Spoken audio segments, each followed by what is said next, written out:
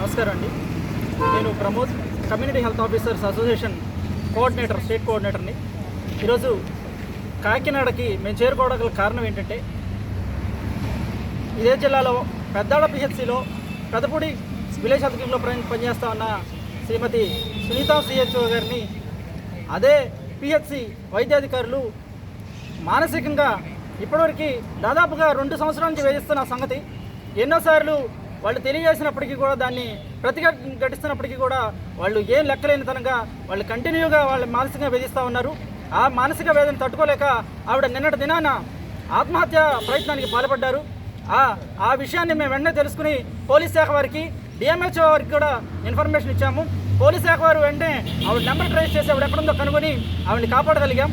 ఇదంతా ఎందుకు జరుగుతూ ఉందంటే, పని చేస్తున్నప్పటికీ కూడా అన్ని శాఖల వారికి ఈరోజు పని ఒత్తిడి ఉంది, దాన్ని ఒప్పుకుంటాం. ఆ పని ఒత్తిడిలో మేము కూడా పనిచేస్తున్నాం. అయినప్పటికీ కూడా, ఇంత పని ఒత్తిడిలో మేము పనిచేస్తున్నప్పటికీ కూడా, మా పని ఒత్తిడిని మేము పనిచేస్తా ఒత్తిడి పెంచుతున్నప్పటికీ కూడా మా మీద ఇంకా ఒత్తిడి పెట్టి మమ్మల్ని ఈ విధంగా మానసికంగా వేధిస్తూ ఉన్నారు.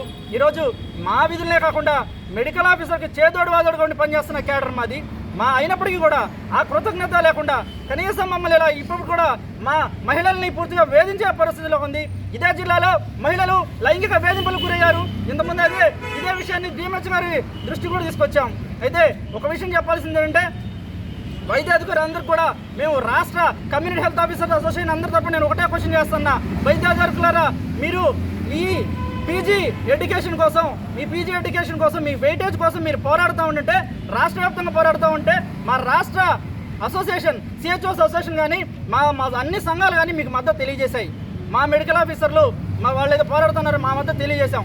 ఈరోజు ఇన్ని రకాలుగా మేము మద్దతు తెలియజేస్తూ, మీకు మేము సహాయంగా ఉంటూ, మీకు మేము చేదోడు వాదోడుకుంటాం. మమ్మల్ని ఈరోజు మీరు తిరిగి కృతజ్ఞత లేకుండా మమ్మల్నే మీరు కనీసం వేధించే స్థాయికి దిగారు. మా చావులకు కూడా కారణమయ్యే పరిస్థితికి మీరు తీసుకొచ్చారు. నేను ఒకటే అడుగుతా ఉన్నా, ఇది ఎంతవరకు కరెక్ట్ అని అడుగుతా ఉన్నా.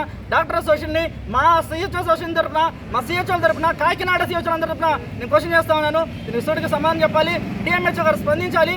వెంటనే ఇక్కడ జరిగిన అన్యాయాన్ని వారే పూడ్చాలని మీ అందరు మా సిహెచ్ఓ తరఫున తెలియజేస్తా ఉన్నాను.